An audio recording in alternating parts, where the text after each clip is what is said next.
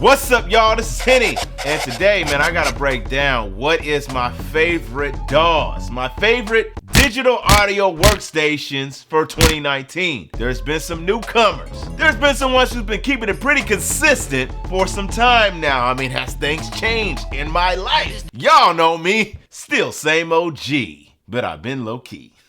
We gotta get into it. We gotta say who's the newest players, who's going to take this iOS reign, who's got the best iOS DAW in 2019. I gotta help those who are just starting out, trying to figure out what's the DAW for me? How do I get started making music on an iPad this year? Come on, man. That's what you're here for. Your boy. I'm back with the mute.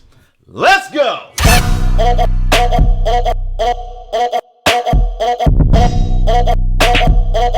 The business. All right, man. So listen. Now I know there's quite a few DAWs out there when it comes to, making music on iOS. And y'all know by now, if you've seen a few of my videos, which are my favorites and which ones I've devoted my time and energy to.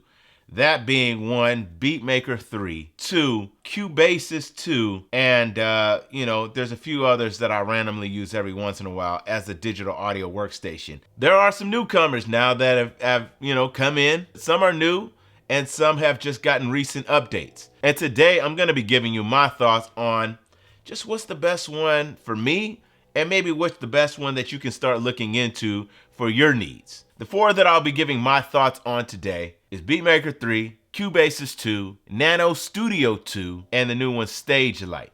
Let's dive in. First things first, you gotta figure out what is your needs as a music producer, composer, beatmaker. Are you the type who wants to play live instruments and have them recorded in using your iPad? Are you the type who is simply, fixed on using more electronic sounds and to, figure out how to take those electronic sounds and, turn them into creations, compositions, that type of thing. Number 3, maybe you're a mixture of the both. You like the live sound, right? You like the electronic sound. You're trying to blend them together. Maybe you're using things and samples and, other things that'll help you kind of get your ideas out. And 4, maybe you're just based, maybe you just want sample based. Maybe you just want to take already created audio loops and not necessarily just electronic synths to be able to figure out how to get your beats, creations, compositions together. That's the first thing. You have to figure out what it is that you're trying to do. A lot of it can be defined. Sometimes it's just the genre that you like and the genre that you're trying to create with, and the types of sounds that are usually accompanied by that genre. So that's the first thing you have to look into when you're looking for your DAW in 2019. So for me, right, I am kind of a blend of it all, right? I like the live sounds. I like sampling quite a bit, but I also like using electronic music, electronic instruments to be able to get it all together. That's the why I haven't had one specific, one DAW that I actually can use for everything. For me, I like Beatmaker 3 a lot, right? I've talked about it numerous times, and I'll tell you why.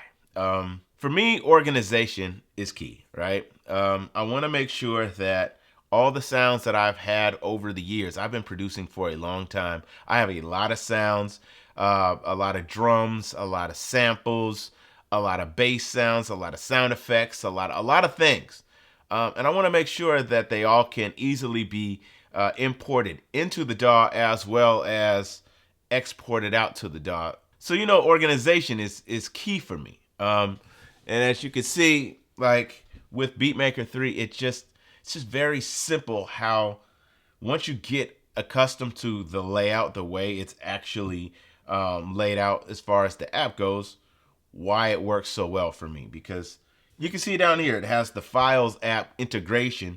So if I'm using something like Audio Share with all my files in it, it'll be able to easily import sounds directly into Beatmaker 3 into these folders, right? You have the Documents folder inside of Beatmaker 3, and you have imports, exports, effects, presets, samples. It makes it very easy to organize your stuff. And I wouldn't say I'm super OCD, but I really like organization.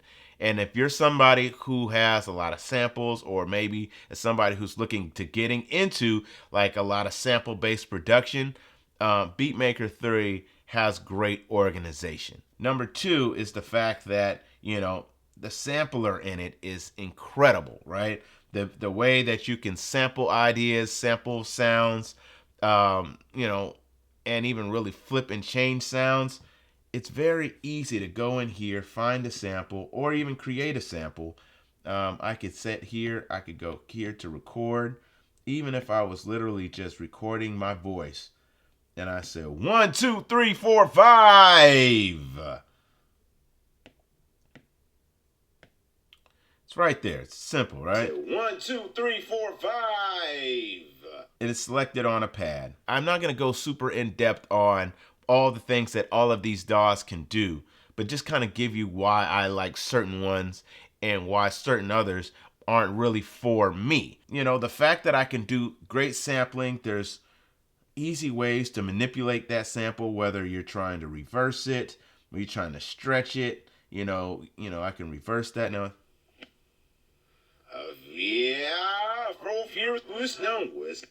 That's wild, but whatever. Stretch it so that you can time stretch it through time and make sure that it syncs up with the tempo. Add the saturation right there. Trying to, do any type of flipping and changing up of that sample. I really like how easy it is once you understand how the DAW works. Layering, modulation, mapping, all of those things will probably be similar in all the other DAWs when it comes to, trying to get your sounds the way it is. But for me, organization and the way it's set up makes it very simple for me to use. I'll come back to Beatmaker 3 in a second. Now, the other app that I use quite a bit is Cubasis 2. If I'm wanting to record audio, like if I wanted to, if I have an idea and I have maybe a start to a beat, maybe some drums or something going, and I really want to record live guitar or live bass, even vocals. What I've been using recently is this Zoom U22. I've had it and I've talked about it for a while now. I've tried so many. If you're on a new iPad Pro and you're trying to find one of the best or most convenient ways to record audio into your device, this one over all the other ones that I have in my possession has worked the best. And this is the Zoom U22. For some reason, I love my Shure MVI, but it seems like it's glitched out ever since I got the iPad Pro. And so I use this Zoom U22. I can plug in, use a cord, and I use this mic all the time as well to record audio, samples, whatever. It's not a cheap mic. This is the Neumann KMS 105. Really, really good microphone, but it's definitely like about $700. So it's not cheap. If somebody's asking what's the best DAW to record vocals, I'm going to say Cubasis 2. Not only is it very simple and easy to record audio, it has great plugins built in, and even their bundles, like the Waves bundle, they're, legendary as far as plugins go. And some of the ways that they have, their channel strip in a way to really EQ, compress, gate, the whole nine to a sound. It's really good. So I'm going to record this vocal in real quick. Hold on. Listen to this beat. 1, 2, 1, 2, 1, 2. I'm just going to record. 1, 2, 1, 2, 1, 2 with 3, 4, 5, 6, 7, 8, 9, 10. I'm sorry, I have no bars today. Yep, get with me later on the bars. Put all that to the side. And let me play back what that was. Record 1, 2, 1, 2, 1, 2 with 3, 4, 5, 6, 7, 8, 9, 10. Yeah, I didn't have no bars today. I'm sorry. So, from that, to being able to go to their effects, channel strip, looking at the channel strip, it's very simple. Let me bring this back in. Um, they have great presets here, down here, vocal, male lead, all of these things you can really start to go into, and it's just a great way to record my audio. So if I made my beat using Beatmaker 3, sometimes, a lot of times I'll import it if I want to overdub guitar or bass or something with live audio. I'll bring it into Cubasis too. And if you're the type of person who wants to start there, maybe just kind of get an arrangement going and add live instruments, or just start with live instruments. A lot of people want to use an app called Aria Pro, which I like. It's just, I don't know, it hasn't been updated as much as I would like it to. And Cubasis 2 just works well for me as far as the way it's laid out. And the layout is key. And for any DAW that you're going to get used to, whether you're using a Mac and you want to use something like Logic, or you're using Windows, you want to use something like FL, Pro Tools, whatever, Cubase, all of these different DAWs are going to have their own layout, and you got to figure out which ones which ones, the way that it's laid out is you're going to get comfortable with. And I got comfortable with Cubasis. And so I really still like this app a lot. For something new, or something to be updated, for me to switch and change, it's got to do something even better and even more dramatic. And so let me show y'all Nanostudio 2. I'm gonna load this demo up. To be honest, I started using it, testing it out, and I realized that I couldn't do a lot of the audio things that I wanted to either do in Cubasis, or the sampling things that I would want to do in Beatmaker. And it stopped me from the jump. I'm gonna be honest with you. You have to really be, let me see here. You have to really invest a lot of time to learning a new DAW. And over the years, I've learned quite a few, right? From Pro Tools to Logic to Reason, even to learning something like Native Instruments Machine, or starting to use something like Ableton Live or something like that. They take time and they take a lot. It's almost like learning a whole new camera system. If you're going from like Canon to Sony, or Sony to Fuji, they all have that same, like, it's going to take a while to kind of get your bearings, trying to figure it out. And so for me, once I started to get into Nanostudio 2, I started to look and I was like, yo, this, all of these DAWs are very impressive, right? They have a lot of things that they can do, but what are your needs? And right away, I was like, okay, how am I getting my sounds in here? How am I getting my sounds in here? How am I getting all my stuff? And I was going through, I was like, okay, manage audio files. Okay, cool. Your projects. And I was trying to figure out just how simple it was to add sounds, You can add new folders, import. And you can import from Dropbox, Music Library, Audio Share. Once to open Audio Share, boom. Okay, so a lot of these things are able to be organized and get your files and sounds in there correctly. It just didn't grab me. Nanostudio 2, as much as it has awesome sounds internally, if you're the type of person who wants a ton of sounds that is already inside the app, Nanostudio 2 has some great sounds already, right? It has some great ways that you can flip sounds. It has a lot of in-app purchases for you to create more sounds. All in all, it's a great production DAW. It's just not for me. I need something that's going to be able to be a little bit more sample heavy, a little bit more audio friendly.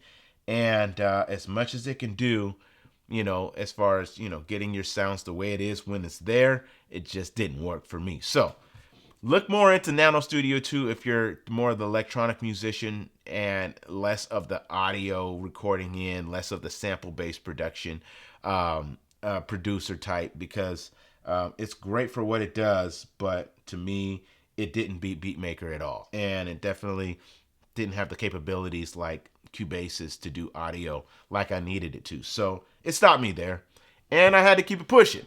Just to be honest, that's me. That's your boy. I'm sample based, live, the whole 9 type. So that's what I'm looking for. And last but not least, Stagelight. Now, Stagelight is a company who just came out with a new DAW, and I think it's really cool what they're trying to do.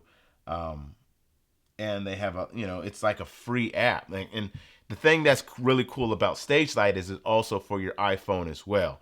But one of the first things that got me when I first downloaded it is sign in with an email and all of that, and I was like, I just don't like to have to sign into stuff when I first get started. I just want to play and see if it's something that I want to try out. And so I signed in, or you can skip for now. Stagelight, I would compare a lot to Core Gadget, given the fact that it's going to be cross-platform, right? You can do it on your iPhone, you can do it on the iPad, and it looks like you can do it on laptops and Macs as well. And so if you want to unlock that full potential, it's going to cost you about $150. If you just want to unlock all the features within iOS, it's going to cost you $15. They have a lot of different loops. They have a lot of different presets, even some really good stuff, from, people like Timbaland and stuff like that. They have a lot of good in-app purchases. And I'm not sure if this would be your first app that you go with. All in all, Stagelight has a good feel to it. You can do, your instruments, your drums, your audio. So just like any other DAW, you can really start to get creative with it. I wasn't the biggest fan of the way that it just looks. That's just me. It's the colors, the way that they do the drum pads and all of those things. It just didn't appeal to me. I mean, for somebody getting started, you got to figure out what feels good. Like, what's the type of DAW? What's the type of app that you want to keep going to? Like, that you're having fun with. And as much as I try to play around with Stagelight, it didn't get me past the point where I actually wanted to start importing sounds and really start going in, because I was not really looking for a new DAW, right? Beatmaker 3, Cubasis 2 are my go-tos. It's going to take a very different approach or something spectacular for me to move away from those, just because once you get used to the workflow of Beatmaker 3 and you get used to the workflow of Cubasis 2 and the ways that they can work with each other and the ways that they do things differently, and you can do things separately with those different DAWs, there's not much more that you might need when it comes to iOS production, iOS composition. And I like what Stagelight is doing. I like what Nanostudio is doing, as well as the others like, honorable mention Core Gadgets and Aria Pros, and there's quite a few that are entering and have been mainstays in the iOS community. And so, I don't know. What's your DAW? What do you use? What do you go with?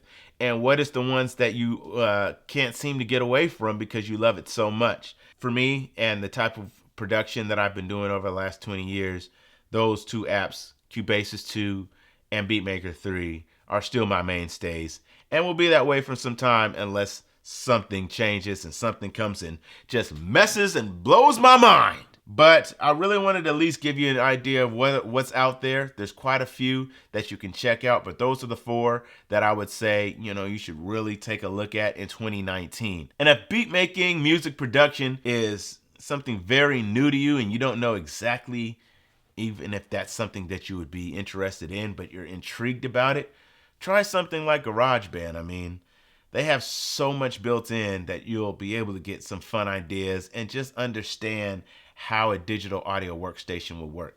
GarageBand is, what a lot of people have used for years, and there's people who are still using it professionally today. So don't think that you can't get started with something like GarageBand, and it's right there on your iPad, right there on your iPhone. So that's that. That's my thoughts on the best DAWs for 2019 for me.